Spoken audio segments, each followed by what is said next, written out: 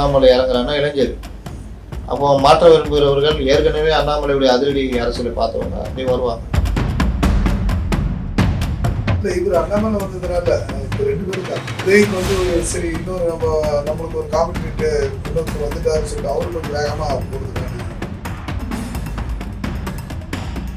இந்த கொள்கையை சொல்லி தான் கம்யூனிஸ்டுகள் போராடினாங்க. மக்கள் போராட்டம், உழைப்பாளிகள், தொழிலாளிகள், விவசாயிகள்.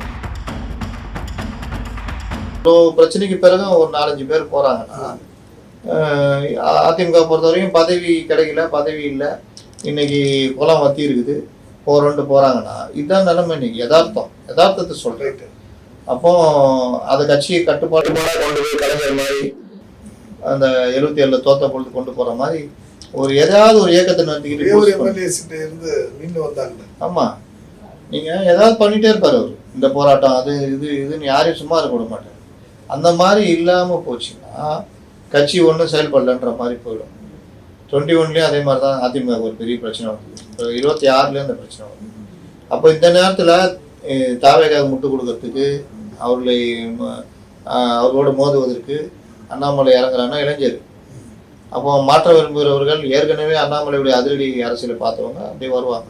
அவர் பிஜேபியும் இல்லை, நான் பொதுவானவன், அப்துல் கலாம் பேரில் நான் ஒரு இதை ஆரம்பிக்கிறேன்னா இஸ்லாமிய இளைஞர்கள், கிறிஸ்துவ இளைஞர்கள் கூட அண்ணாமலை பக்கம் வரதுக்கு வாய்ப்பு இருக்குது. கொஞ்ச நாளைக்கு ஒரு நெருடல் இருக்கும். பிஜேபி அமைச்சிருக்கோம் அப்படின்னு அவர் ஒழுங்கான அரசியல் பண்ணாருன்னா எல்லாரும் வர ஆரம்பிச்சிடுவாங்க. இந்த மாதிரி வந்தவங்க தானேங்க ஒய்எஸ்ஆர் ராஜசேகர் ரெட்டி, அந்த இவர் இப்போ தெலுங்கானா ரேவந்த் ரெட்டி, அப்படி வந்தவங்க தானே. இது வந்து தேர்தலுக்கு முன்னாடி இவர் எடுத்திருந்தாருன்னா ஒரு அரசியல் மாற்றம் வந்திருக்காது. இவருக்கும் அடிபட்டுருக்கும். நீங்கள் தான் கரெக்டாக 5 வருஷம் ஒழுங்காக கல அரசியல் பண்ணிட்டு 5வது வருஷம் தேர்தல் பண்ணீங்கன்னா உங்களுக்கு நல்ல ஒரு இது இல்லை. இவர் அண்ணாமலை வந்ததுனால இப்போ 2 பேரும் இருக்காங்க. ஆல்ரெடி வந்து உதய்க்கு வந்து சரி இன்னொரு நம்மளுக்கு ஒரு காம்படிட்டு இன்னொருத்தர் வந்துட்டாரு சொல்லிட்டு அவரு கொஞ்சம் வேகமாக போடுறதுக்கான நல்லது வழி இருக்கு. சீமானும் இருக்காருல்ல. ஆமாம், சீமானும் இளைஞர் பட்டாளம் வச்சிருக்காரு. அவருக்கு ஒரு இது அவர்கிட்ட என்ன பிரச்சனைனா கம்யூனிஸ்டுகள் மாதிரி ஒரு குறிப்பிட்ட இப்போ 50களில் வந்து வர்க்க போர் தான் அனைத்து பிரச்சனைகளும் தீர்வு. வர்க்க போராட்டம் தான். வர்க்க போராட்டம்ன்றது பொருளாதாரத்தை முன்னிட்டு நடத்துகிற போராட்டம். விவசாயிகள்னா விவசாயிகள் பிரச்சனை, தொழிலாளர்னா தொழிலாளர் பிரச்சனை, மாணவர்னா மாணவர் பிரச்சனை. இதன் மூலியமாகத்தான் தீரும். பொருளாதாரம் மேம்பட்டால்தான், பொருளாதார ரீதியாக நீங்கள் விடுதலை அடைந்தால்தான் அனைத்து பிரச்சனையும் விடுதலை அடையலாம். இதுதான் உண்மை. இது மறுக்கவே முடியாது. இந்த கொள்கையை சொல்லி தான் கம்யூனிஸ்டுகள் போராடினாங்க. வர்க்க போராட்டம், உழைப்பாளிகள், தொழிலாளிகள், விவசாயிகள், பெண்கள், இந்த மாதிரி. அப்படி போராடும் பொழுது நீங்கள் அது பார்த்தீங்கன்னா பெண் கல்வின்றது ரொம்ப முக்கியமாக இருக்குது. பெண் கல்வி அடைந்தால் அவன் வந்து எதையும் சாதிக்க முடியும் அப்படின்னு. அடுப்பூதும் பெண்களுக்கு படிப்பதற்குன்னு இருந்த காலத்தில் எவனையோ பிடிச்சி கட்டி வைப்பாங்க. 2ஆம் தாரம் வயசு 15 வயசு வித்தியாசம் இருக்கும். இந்த அம்மா ஒரு லெவல் வரும்போது அவனை உட்காந்து சேவகம் பண்ணுற மாதிரி இருக்கும். வயசாகி போயிடும். இந்த மாதிரி 15 வயசில் கல்யாணம் பண்ணி அது நிமிர்ந்து பார்க்கறதுக்குள்ள 5 குழந்தைக்கு தாயார்.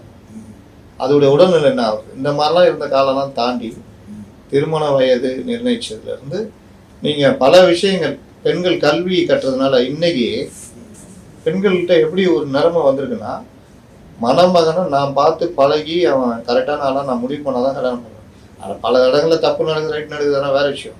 ஆனால் அந்த விழிப்புணர்வும் அந்த சுதந்திரமும் இன்றைய பெண்கள் கிடைச்சிருக்குது. இன்னொன்று என்ன, 3 வயசு 4 வயசு வித்தியாசம் தான் கல்யாணம் முடியும். 5, 6 வயசு 7 வயசு இருந்தால் கூட பண்ண மாட்டேன். இது எல்லாமே இன்னைக்கு பெண்கள் தீர்மானிக்கிறாங்க. அப்புறம் குறிப்பிட்ட வயது வந்த அப்புறம் தான் தீர்மானம். வாழ்க்கையில் செட்டில் ஆகும். என்னுடைய சம்பளம் எங்கள் அம்மா அப்பாவுக்கும் நான் கொடுப்பேன். இந்த மாதிரி பல விஷயங்கள். அப்போ பெண்கள் கணவன் மனைவி 2 பேரும் சேர்ந்து சம்பாரித்து அந்த குடும்பத்தை காப்பாற்றுறாங்க. குடும்பம் மொத்தமே ஒரு இதாகுது. இதற்கெல்லாம் அடிப்படை அமைஞ்சதுன்னா பொருளாதார விடுதலை.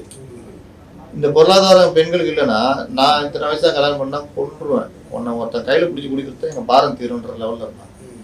இப்போ அந்த குடும்பம் சம்பாதிக்கிறனால, அந்த பொண்ணு சம்பாதிக்கிறனால அவங்களும் வச்சுட்டு அதுவும் சேமித்து கல்யாணம் பண்ணுது. இந்த மாதிரி விஷயங்களே கம்யூனிஸ்டுகள் சொன்னாங்க. ஆனால் அந்த காலத்தில் இன விடுதலை, மொழி, இந்தி திணிப்புன்னு உணர்ச்சிகரமான அரசியல் கொண்டு வந்த பொழுது வர்க்க போராட்டம் எடுபடலை. ஆனால் இவர்கள் இன மொழின்னு கொண்டு வரும்போதே இவங்கள்ட்ட இருந்து லைட்டாக எடுத்துக்கினாங்க.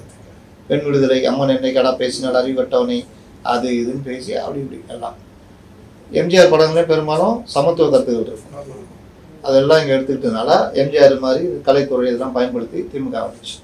சேம் இதே தான் இப்போ சீமானுக்கு தமிழ் தேசியம்ன்ற ஒரு சொல்லாடல், அந்த தத்துவம், அதை மட்டும் வச்சு நீங்கள் வரும்பொழுது மற்ற விஷயங்கள்ல அவங்க போகிறதுக்கு அவங்களுக்கு இடிக்குது. இப்போ திராவிட கட்சியோட கூட்டணி வச்சு ஒரு 20 இடம் 30 இடம் வரணும்னா தமிழ் தேசியம் வச்சுக்கிட்டு நான் எப்படி திராவிட கட்சியோட கூட்டணி? சரி, தேசிய கட்சியோட கூட்டணினா ஒன்று மதவாத கட்சி, ஒன்று இன அழிப்பு கட்சி, எப்படி நான் வைக்க முடியும்? சரிப்பா, விஜய் கூட வைக்கலாம் இது பண்ணான்னா அவர்களும் திராவிடத்தை ஒரு பார்வை பார்க்குறாங்க, திராவிடம் தேசியம்ன்றாங்க. அப்போ இங்கே எது ஜெயிக்குது? கொள்கை சார்ந்த அரசியல்ன்றது நீங்கள் இந்த காலத்தில் அவ்வளோ இதுவாக கொண்டு போக முடியாது. அப்போ நீங்கள் வளர்ச்சின்றது ஓரளவு தான் இருக்கும். அது பாருங்கள் அப்ஸ் அண்ட் டவுன் ஆகுது பாருங்கள். இப்போ 3%, 4% போயிட்டாரா? மறுபடியும் இதுலேருந்து மேலே ஏறி வரும். 1 ஸ்டெப் ஃபார்வர்ட் 2 ஸ்டெப் பேக்வர்டுன்னு அந்த மாதிரி ஆயிடுச்சு. அப்போ இவங்களுக்கு எந்த இதுவும் கிடையாது. 5 கொள்கை தலைவர்கள்னாங்க, என்னமோ சொன்னாங்க, வந்தாங்க, உட்காந்துட்டாங்க, முடிஞ்சிச்சு கதை. சரி, அண்ணாமலை வந்து இதையெல்லாம் தாண்டி ஒரு புதுவிதமான அரசியல் பண்ணுவார் நீங்க நினைக்கிறீங்க? அதை தான் சொல்ல வரேன். அப்போ நீங்க இந்த மாதிரி இசங்களுக்குள்ள மாட்டாங்க. தமிழ்நாட்டுக்கான அரசியல் எது சரி எது சரிட்டோ அதை எனக்கு பண்ணிட்டு போயிட்டே இருந்தேன். என்கிட்ட அந்த கொள்கை இந்த கொள்கைலாம் கிடையாது அப்படின்னு கொண்டு போனா அதுதான் வருங்காலத்தில் கொண்டு போகணும். யங்ஸ்டர்ஸ் நீங்கள் அப்படி தான் பார்க்குறாங்க, எல்லாருமே அதான் பார்க்குறான். நீ எனக்கு என்ன பண்ண போற, இந்த பிரச்சனைக்கு என்ன பண்ண போறது தான். அதை விட்டு நான் தமிழன் என்று சொல்லடா, தலை நீ வந்து நில்லடான்ட்டு வீட்டில் இங்கிலீஷ் மீடியத்தை படிக்க வச்சுருக்கிறான். அவன் பிள்ளைக்கு பேர் வச்சது பார்த்தா குஷ்ன்னு வச்சுருக்கிறான். பேரே நம்மளுக்கு பழகத்துக்கு 4 நாள் ஆகுது. போச்சா எல்லாம் பேர்லாம் இன்னைக்கு என்ன பேரு? சமஸ்கிருத பேர் இல்லாம யாராவது ஒரு இந்து வீடு சொல்லுங்க. நீ தமிழன்றிய சமஸ்கிருத பேர் இல்லாம பேரை எப்படி தேர்ந்தெடுக்கிறாங்க தெரியுமா?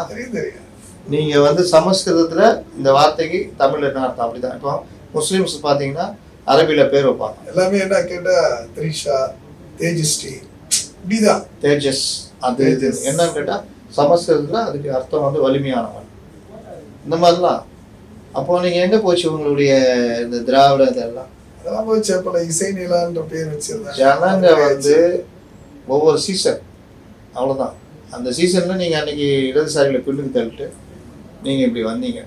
அன்னைக்கு அவர்கள் எந்த நிலப்பிரபுத்துவ அமைப்பை எதிர்த்தார்களோ, பண்ணையார்களுடைய காங்கிரஸ் எதிர்த்தார்களோ, நீங்களும் அதே மாதிரி சீமான்கள் கட்சி, கோமான்கள் கட்சின்னு எதிர்த்தீங்க.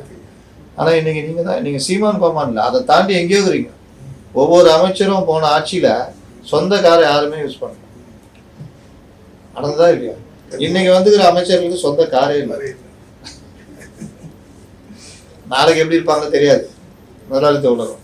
அப்போ இந்த மாற்றங்கள்ல அண்ணாமலை வரும்பொழுது அவரும் இந்த மாதிரி விஷயங்கள்ல ஒரு யூனிக்கா நடைமுறை அரசியல், அவர் சொன்னார்ல, மாற்றத்தை நோக்கி கொண்டு வரல, நடைமுறைக்கு ஏற்றார் போல் நாங்கள் வந்திருக்கோம்னார் விஜய். தெரிஞ்சு சொன்னாரோ தெரியாம சொன்னாரோ, யாராவது எழுதி கொடுத்து படிச்சாரோ, அதே மாதிரி இப்போ இவரு நடைமுறை அரசியல் கொண்டு வந்தாங்கன்னா இந்த திராவிடம் அதுன்னு வச்சு ஊட்டி இருந்தா நான் வேலைக்கே ஆகாது.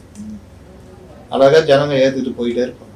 நிச்சயமா உங்க நண்பருக்கு சொன்ன போல இருக்கு, எதிர்காலத்துல ஒரு நல்ல தலைவர் உருவாக்கினா போல உங்களுடைய பதில் பளிச்சு.